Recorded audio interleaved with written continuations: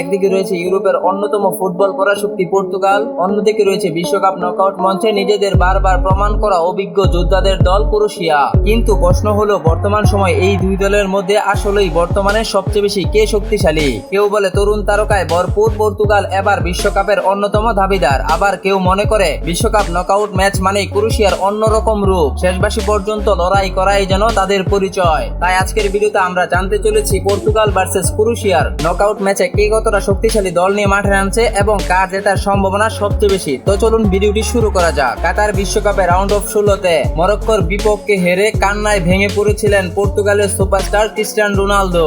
অনেকেই ভেবেই নিয়েছিল কাতার বিশ্বকাপের পর আর কোনো বিশ্বকাপেই দেখা যাবে না ক্রিস্টিয়ানো রোনালদোকে, কিন্তু নিজের শেষ চেষ্টাটা নিয়ে আবারও 2026 বিশ্বকাপের নকআউট পর্বে ক্রোয়েশিয়ার বিপক্ষে মাঠে নামতে যাচ্ছে ক্রিস্টিয়ানো রোনালদোর পর্তুগাল।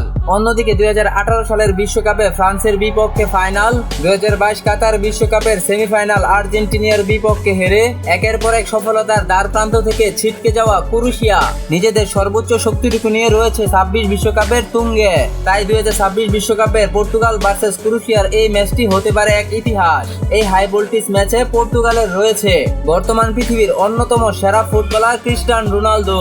রোনালদোর বয়সটা বাড়লেও গোল করার ক্ষুধা আগের মতোই তীব্র। বড় ম্যাচে তার অভিজ্ঞতা, হেডিং, ফিনিশিং এবং নেতৃত্বের যে কোনো মুহূর্তে ম্যাচের ভাগ্য বদলে দিতে পারে। এই নকআউট ম্যাচ থেকে শুরু করে প্রত্যেকটা ম্যাচই রোনালদোর জন্য হতে যাচ্ছে অনেক গুরুত্বপূর্ণ।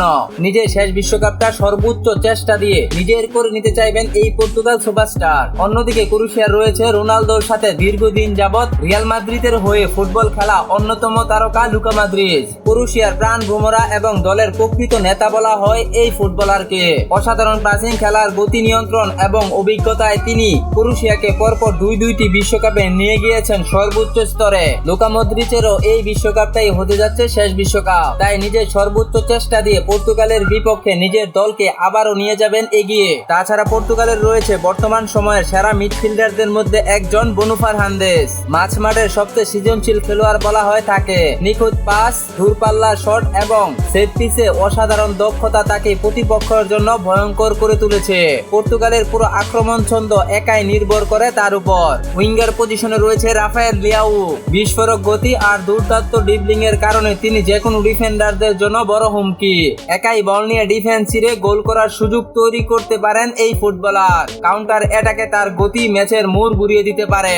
অন্যদিকে ক্রোয়েশিয়া লুকা মদ্রিচের সাথে স্ট্রাইকার পজিশনে রয়েছে আন্দেই ক্রামারিচ। ক্রোয়েশিয়ার সবচেয়ে অভিজ্ঞতা গোল স্কোরার মধ্যে তিনি হচ্ছেন একজন। বক্সের ভেতরে সুযোগকে কাজে লাগানো অসাধারণ দক্ষতা রয়েছে তার। গুরুত্বপূর্ণ মুহূর্তে গোল করে ম্যাচের ভাগ্য বদলে দেওয়ার ক্ষমতা রাখেন এই ফুটবলার। গোলকিপার রয়েছে ক্রোয়েশিয়ার সবচেয়ে বড় ভরসা ডোমিনিক লিভাকোভিচ। বিশ্বকাপের নকআউট পর্বে একাধিক পারফরম্যান্সের মাধ্যমে নিজের সামর্থ্য আগেই প্রমাণ করেছেন এই গোলকিপার। দুর্দান্ত রিফ্লেক্স, অবিশ্বাস্য সেভ এবং টাইব্রেকারে অসাধারণ দক্ষতা তাকে ক্রোয়েশিয়ার অন্যতম বড় ভরসায় পরিণত করেছে।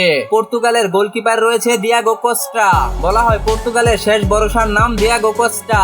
দুর্দান্ত রিফ্লেক্স, অবিশ্বাস্যী গোলকিপিং এবং প্লান্টি ঠেকানো অসাধারণ দক্ষতার জন্য তিনি ইউরোপের অন্যতম সেরা গোলকিপার। কঠিন মুহূর্তে তার একটি সেভ দলকে বাঁচিয়ে দিতে পারে। তো এই হাই ভোল্টেজ ম্যাচে দুই দলের ক্ষমতা কারো থেকে কারো একটুও কম নয়। তাই আগামীকালকের এই ম্যাচ হবে সবচেয়ে শক্তিশালী লড়াই এবং ভয়ঙ্কর প্রতিদ্বন্দ্বিতা। তবে পর্তুগাল বনাম ক্রোয়েশিয়ার এই ভিডিওটি দেখার পর আপনি কাকে শক্তিশালী বলে মনে করেন অবশ্যই কমেন্টে জানিয়ে রাখুন। ভিডিওটি ভালো লাগলে লাইক, কমেন্ট, শেয়ার, সাবস্ক্রাইব করতে ভুলবেন না। দেখা হবে পরবর্তী অন্য কোনো ভিডিওতে। ভালো থাকুন, সুস্থ থাকুন, আল্লাহ হাফেজ।